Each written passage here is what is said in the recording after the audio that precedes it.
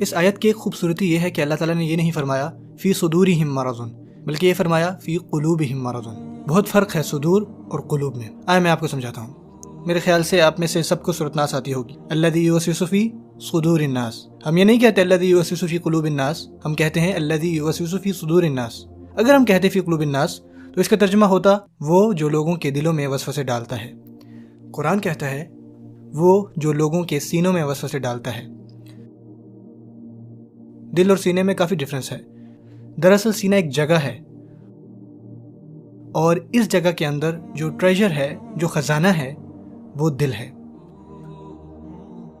شیطان کو آپ کے دل تک ایکسس نہیں ہے، شیطان کو صرف آپ کے سینے تک ایکسس حاصل ہے۔ جسٹ تھنک کہ آپ کا دل آپ کا گھر ہے اور سینہ آپ کے گھر کے ارد گرد لگی فینس ہے، یعنی فرنٹ ایریا، بیک یارڈز وغیرہ۔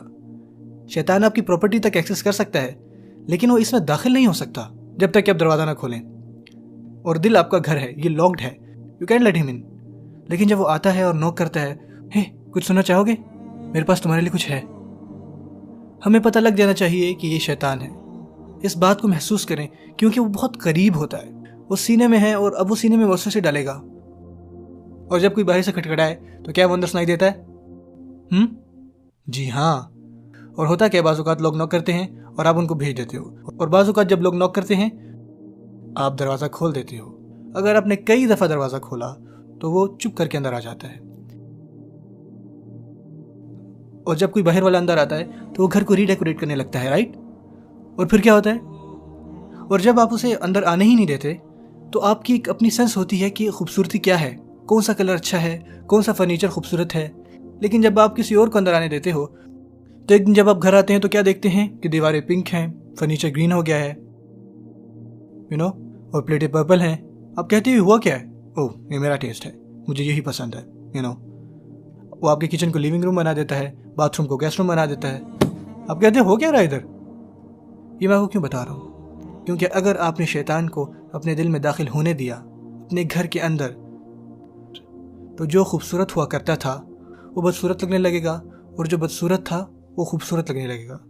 اس لیے اللہ فرماتے ہیں وَزَيَّنَ لَهُمُ الشَّيْطَانُ أَعْمَالَهُمْ، شیطان نے ان کے اعمال ان کے لیے مزین کر دیے، بیوٹیفائز دیم، خوبصورت بنا دیے۔ شیطان کسی بھی چیز کو خوبصورت یا بدصورت نہیں بنا سکتا یہاں تک کہ وہ آپ کے دل میں داخل ہو جائے۔ اور اگر آپ شیطان کو اپنے دل میں داخل نہیں ہونے دیتے تو آپ کے دل میں کیا ہوتا ہے؟ ایمان۔ وَلَكِنَّ اللَّهَ حَبَّبَ إِلَيْكُمُ الْإِيمَانَ وَزَيَّنَهُ فِي قُلُوبِكُمْ، اور اللہ نے تمہارے لیے ایمان کو محبوب کر دیا۔ آپ اس بات کو سمجھ رہے ہیں؟ سو اللہ فرماتے ہیں فی قلوبہم مرض، ان کے دلوں میں بیماری ہے۔ یہ تو پرابلم ہے، ان کے دلوں میں بیماری ہے، یہ تو پرابلم ہے، کیونکہ یہ سینے تک تو محدود نہیں رہا، اب تو یہ دل میں ہے۔ اب اگر ایک انٹروڈر آپ کے گھر، آپ کے دل میں آتا ہے تو پھر آپ کیا کرتے ہو؟ جیسے ہی آپ کو ریئلائز ہو کہ یہ ٹھیک نہیں ہے تو آپ اسے فوراً باہر نکال دیتے ہو۔ لیکن بعض اوقات ہم شیطان کی بات مانتے ہیں، ہے نا؟ لیکن جس لمحے آپ کو ریئلائز ہو جائے اعوذ باللہ من الشیطان الرجیم، آپ پناہ مانگیں، اسے باہر نکالیں، اسے چلتا کریں، یہ آپ کو کرنا چاہیے۔ لیکن اگر آپ اسے رہنے کی اجازت دیتے ہیں اور اسے اجازت دیتے ہیں کہ جو مرضی کرو، دل کو جتنا مرضی بگاڑ دو، تو پتہ ہے پھر کیا ہوتا ہے؟ یو بیکم سک، تب آپ مریض بننے لگ جاتے ہو۔ بائی دا وے، یہ امیجری ان چند آیات سے لی گئی ہے جو بعد میں آئیں گی جب ہم پڑھیں گے وَإِذَا خَلَوْا إِلَىٰ شَيَاطِينِهِمْ۔ اب بیماری ان کے دلوں میں ہے، اور پتہ اللہ نے ہر شخص کو مضبوط بنایا اور قوت دی ہے۔ إِنَّ عِبَادِي لَيْسَ لَكَ عَلَيْهِمْ سُلْطَانٌ، شیطان کو صاف صاف بتایا جا رہا ہے کہ میرے بندوں پر تمہارا کوئی زور نہیں ہوگا۔ وہ آپ کے دل میں داخل ہونے پر فورس کر سکتا ہے، نہ ہی اس میں سٹے پر۔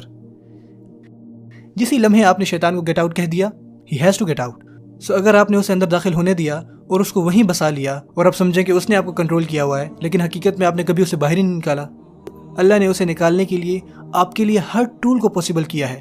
صرف اعوذ باللہ کہیں، صرف استغفار کیجئے، وہ اپنے آپ چلا جائے گا۔